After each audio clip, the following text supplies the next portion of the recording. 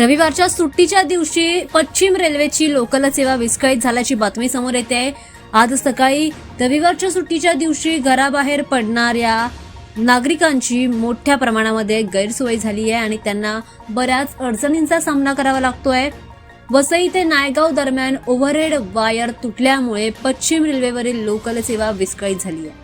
आज सकाळी वसईजवळ overhead wire तुटली आणि या तांत्रिक बिघाडामुळे विरार ते चर्चगेट मार्गावरील लोकल गाड्यांवर मोठा परिणाम झाला। काही गाड्या मार्गातच अडकल्या होत्या असल्याची बातमी समोर येते। या घटनेनंतर लोकल गाड्या 10 ते 15 मिनिटे उशिराने धावू लागल्या। जवळजवळ काही प्रवासी एक तास या ठिकाणी स्टेशनवर थांबून होते। मोठ्या प्रमाणामध्ये त्यांची गैरसोय झाली।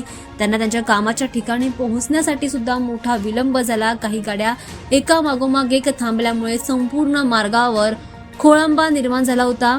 लोकल उशिराने धावत असल्यामुळे अनेक प्रवाशांना मोठा त्रास सहन करावा लागला। काही प्रवासी रेल्वे रुळांवरून चालत जात होते। स्थानकांवर मोठ्या प्रमाणामध्ये गर्दी निर्माण झाली होती।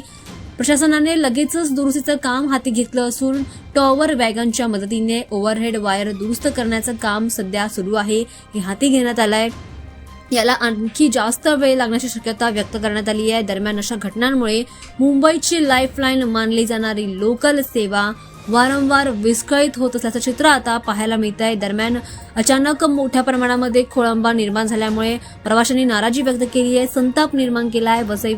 वसई परिसरातील या घटनेमुळे हजारो प्रवाशांना त्रास सहन करावा लागतोय। रेल्वे व्यवस्थेतील तांत्रिक देखभालीचा मुद्दा पुन्हा एकदा ऐरणीवर आलाय आणि सुट्टीच्या दिवशी घराबाहेर पडलेल्या प्रवाशांची मोठ्या प्रमाणामध्ये गैरसोय झाल्याचं या ठिकाणी पाहायला मिळते।